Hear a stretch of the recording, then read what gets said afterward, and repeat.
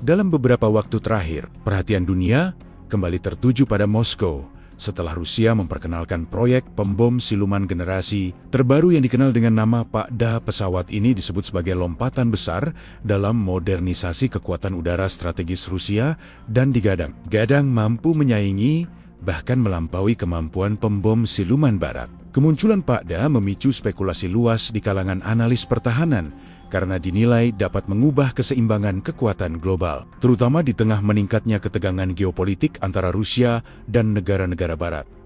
Kali ini kita akan membahas secara mendalam apa itu Pak-Da, bagaimana latar belakang pengembangannya, seperti apa kemampuan yang diklaim, serta mengapa proyek ini disebut-sebut membuat barat panik. Pak-Da merupakan singkatan dari perspektif Nyi Aviation, Nyi Kompleks Dalny Aviasi, yang dalam bahasa Indonesia berarti kompleks penerbangan jarak jauh masa depan. Program ini dikembangkan oleh perusahaan dirgantara Rusia yang terkenal, yaitu Tupolev. Perusahaan ini memiliki sejarah panjang dalam memproduksi pembom strategis seperti Tu-95 dan Tu-160 yang menjadi tulang punggung kekuatan pengebom Rusia selama beberapa dekade. Sejak era Uni Soviet, Rusia selalu menempatkan pembom strategis sebagai bagian penting dari trayek nuklirnya bersama rudal balistik antar benua dan kapal selam nuklir. Setelah runtuhnya Uni Soviet, banyak program militer terhambat karena krisis ekonomi, namun dalam 2 dekade terakhir, Moskow kembali menggelontorkan anggaran besar untuk memodernisasi militernya. Pak-Da lahir dari kebutuhan untuk menggantikan armada lama seperti Tu-95 yang sudah berusia puluhan tahun. Berbeda dengan pembom generasi sebelumnya yang mengandalkan kecepatan tinggi dan daya hancur besar, Pak-Da dirancang sebagai pesawat siluman dengan desain sayap terbang. Konsep sayap terbang menghilangkan ekor vertikal dan meminimalkan sudut-sudut tajam yang dapat memantulkan gelombang radar. Desain ini mengingatkan banyak pihak pada pembom siluman milik Amerika Serikat, yakni Northrop B-2 Spirit, yang selama ini dianggap sebagai salah satu pesawat paling sulit dideteksi radar di dunia. Namun, Rusia diyakini ingin melangkah lebih jauh.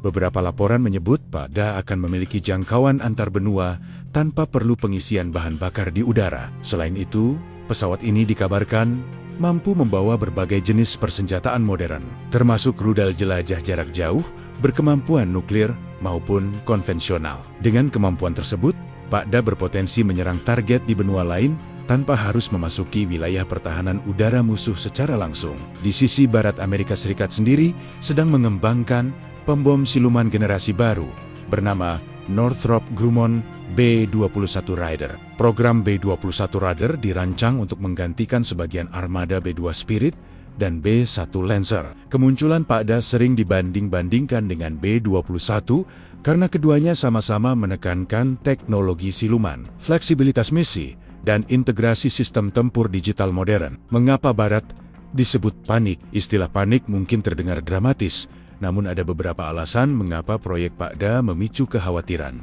Pertama, kehadiran pembom siluman baru berarti Rusia berupaya menjaga dan memperkuat kemampuan serangan jarak jauhnya di tengah sanksi ekonomi dan tekanan internasional. Ini menunjukkan bahwa sektor pertahanan Rusia tetap menjadi prioritas strategis utama. Kedua, jika Pak-Da benar-benar mampu menggabungkan teknologi siluman canggih dengan rudal jelajah hipersonik, maka sistem pertahanan udara tradisional bisa menghadapi tantangan besar. Rudal hipersonik yang melaju dengan kecepatan sangat tinggi sulit dicegat oleh sistem pertahanan konvensional. Bila dipadukan dengan platform siluman, kombinasi ini dapat mempersempit waktu respons negara yang menjadi target. Ketiga, dalam konteks geopolitik saat ini, hubungan Rusia dan negara-negara anggota North Atlantic Treaty Organization sedang berada dalam fase ketegangan tinggi. Modernisasi alat utama, sistem persenjataan oleh salah satu pihak, hampir selalu direspons dengan peningkatan kapasitas oleh pihak lain. Inilah yang memicu kekhawatiran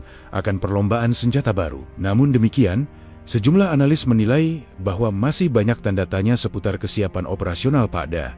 Pengembangan pesawat siluman membutuhkan investasi besar, teknologi material komposit canggih, serta kemampuan produksi presisi tinggi. Sanksi internasional yang membatasi akses Rusia terhadap beberapa komponen teknologi barat bisa menjadi tantangan tersendiri. Selain itu, jadwal pengembangan program militer seringkali mengalami penundaan. Dari sisi strategi militer, Pak-Da tidak hanya dilihat sebagai alat perang, tetapi juga sebagai instrumen politik. Keberadaan pembom strategis modern berfungsi sebagai sinyal kekuatan. Dalam hubungan internasional, sinyal semacam ini dapat meningkatkan posisi tawar suatu negara dalam negosiasi atau konflik. Ada pula pertanyaan tentang bagaimana efektivitas konsep pembom strategis di era pertahanan udara berlapis dan sistem satelit pengintaian canggih. Beberapa pakar berpendapat bahwa masa depan perang udara lebih banyak ditentukan oleh drone, sistem tanpa awak, dan senjata siber. Namun hingga kini, pembom strategis tetap menjadi simbol kekuatan militer negara besar.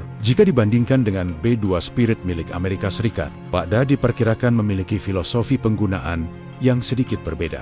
Amerika cenderung mengintegrasikan pembom siluman dalam jaringan tempur global yang terhubung dengan satelit dan sistem komando canggih. Rusia kemungkinan akan menekankan fleksibilitas membawa berbagai jenis rudal jarak jauh, sehingga pesawat dapat meluncurkan senjata dari jarak aman. Dampak psikologis juga tidak bisa diabaikan. Setiap kali sebuah negara memperkenalkan sistem persenjataan revolusioner, efeknya bukan hanya pada kemampuan tempur, tetapi juga pada persepsi. Persepsi ancaman dapat mendorong peningkatan anggaran militer di negara-negara lain. Dalam beberapa kasus, persepsi ini bahkan lebih berpengaruh daripada kemampuan real yang dimiliki. Dalam konteks ekonomi, pengembangan Pak-Da menunjukkan bahwa Rusia tetap berkomitmen mempertahankan industri pertahanannya sebagai salah satu sektor strategis. Industri militer bukan hanya soal keamanan, tetapi juga soal lapangan kerja, riset teknologi, dan prestisi nasional. Apakah Pak-Da benar-benar akan mengubah keseimbangan kekuatan global?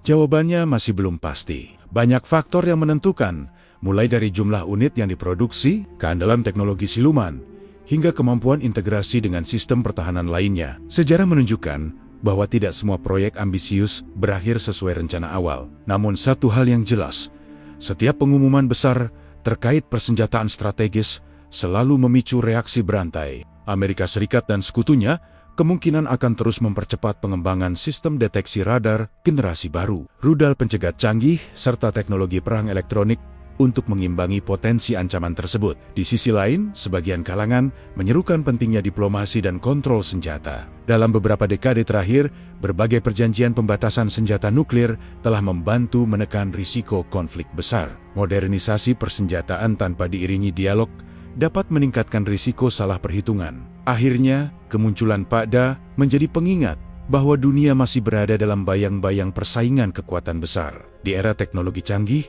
perlombaan bukan hanya soal jumlah, tetapi juga soal kualitas dan inovasi. Apakah proyek ini benar-benar membuat Barat panik, atau sekadar bagian dari dinamika biasa dalam persaingan militer global?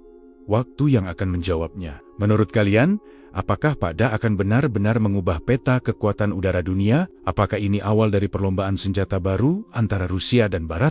Atau justru hanya strategi psikologis untuk menunjukkan kekuatan di tengah tekanan geopolitik? Tulis pendapat kalian di kolom komentar, dan jangan lupa dukung terus channel ini dengan cara subscribe ke Radio Jampang agar tidak ketinggalan analisis menarik lainnya seputar isu global dan pertahanan dunia.